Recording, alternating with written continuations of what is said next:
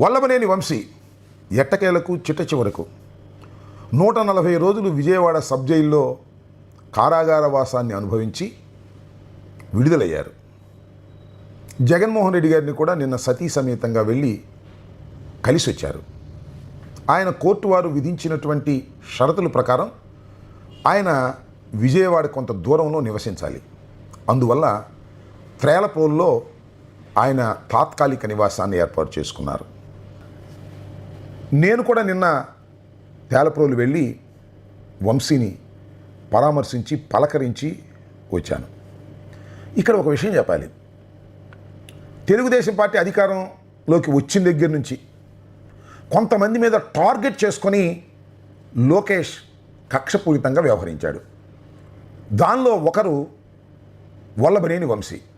వల్లభనేని వంశీని ఏ విధంగా అయినా సరే హింసించాలి, ఎలిమినేట్ చేయాలి అనేటువంటి ప్రయత్నాలు కూడా జరిగినటువంటి విషయాన్ని నేను మీకు ప్రత్యేకంగా చెప్పవలసిన అవసరం లేదు. ఎట్టకేలకు ఒక ఫాల్స్ కేసులో సత్యవర్ధన్ అనేటువంటి వ్యక్తిని కిడ్నాప్ చేశారనేటువంటి ఒక ఆరోపణతో వంశీని అరెస్ట్ చేశారు. 140 రోజుల పాటు వంశీ సబ్ జైల్లో గడపవలసిన పరిస్థితిని క్రియేట్ చేశారు. ఆ ఒక్క కేసే కాదు, సుమారుగా 11 కేసులు పెట్టారు. విచిత్రమైంది ఏంటంటే చివరిలో ఒక మైనింగ్ కేసు పెట్టారు. ఎందుకంటే బెయిల్ వచ్చేసింది, ఇక రిలీజ్ కాబోతున్నాడు అని తెలిసిన తర్వాత మైనింగ్ కేసు పెట్టి దానిలో పీటీ వారెంట్ వేసి నిలువరించేటటువంటి ప్రయత్నం చేశారు. వంశీ తెలుగుదేశం పార్టీలో ఉన్నప్పుడు నకిలీ పట్టాల కేసు ఒకటి రిజిస్టర్ అయితే ఆ కేసుని ఛార్జ్షీట్ పడేశారు, దానిలో వంశీని రిమూవ్ చేశారు. అయినా సరే ఆ కేసును మళ్ళీ తోడి దానిలో ముద్దాయిగా చూపించి పీటీ వారెంట్ వేశారు. ఇది మోస్ట్ ఇల్లీగల్, అనైతికం కూడా.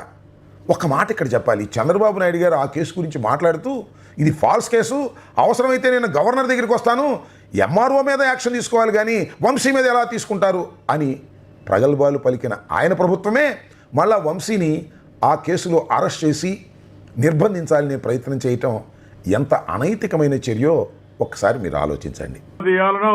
కావాలని తప్పుడు కేసు పెట్టారు. నా దగ్గరకు వచ్చినప్పుడు చెప్పా, ఎందుకు వంశీ నువ్వు భయపడతావు అని అడిగా. పేదవాళ్ళకి ఇంటి జాగాలు, గవర్నమెంట్ పాలసీ, కావాలని ఫోర్జరీ చేశారని కొంతమంది కేసులు పెట్టి వాళ్లే డ్రాఫ్ట్ పంపించారు. కారణం లోకేష్ గారు, చంద్రబాబు నాయుడు గారు కుమారుడు, పగబట్టాడు.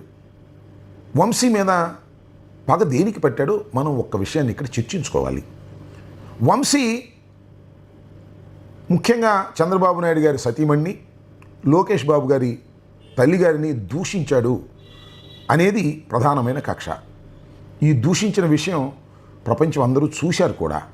ఈ దూషించడానికి రీజన్స్ ఏంటి, లాజిక్ ఏంటి అనే విషయాన్ని నేను కొద్దిగా కనుక్కున్నాను.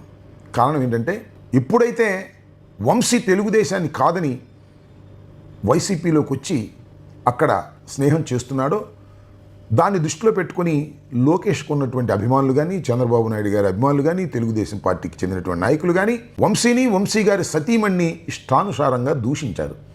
అవి చూసినటువంటి వంశీ కొద్దిగా ఉద్రేకమై ఇలాంటి పని చేశాడనేది అభిమానులు చెబుతున్నటువంటి అంశం. ఏమైనా తప్పే, ఏ విధమైన సందేహము లేదు. ఆ తప్పుని వల్లభనేని వంశీ తెలుసుకున్నాడు, క్షమాపణలు కూడా చెప్పాడు. అయినా కూడా లోకేష్ గారు శపథం ప్రకారం ఏ విధంగా అయినా సరే ఈయన్ని అరెస్ట్ చేయాలని, జైల్లో పెట్టాలనే ప్రయత్నంతోనే అరెస్ట్ చేశారు. 140 రోజుల పాటు జైల్లో పెట్టారు. ఒక కేసు కాదు, 2 కేసులు కాదు, 11 కేసులు పెట్టారు. ఈ 11 కేసుల్లోనూ బెయిల్ వచ్చింది. అయినా ఆగల.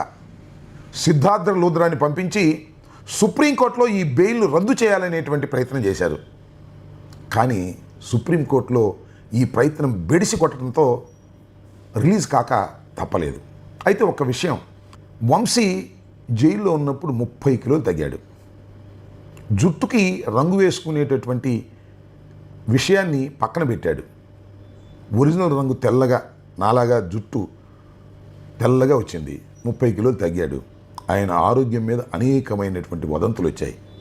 క్షేమంగా జైలు నుంచి బయటకు వస్తాడా రాడా అనేటువంటి అనుమానాలు కూడా చాలామంది వ్యక్తం చేశారు.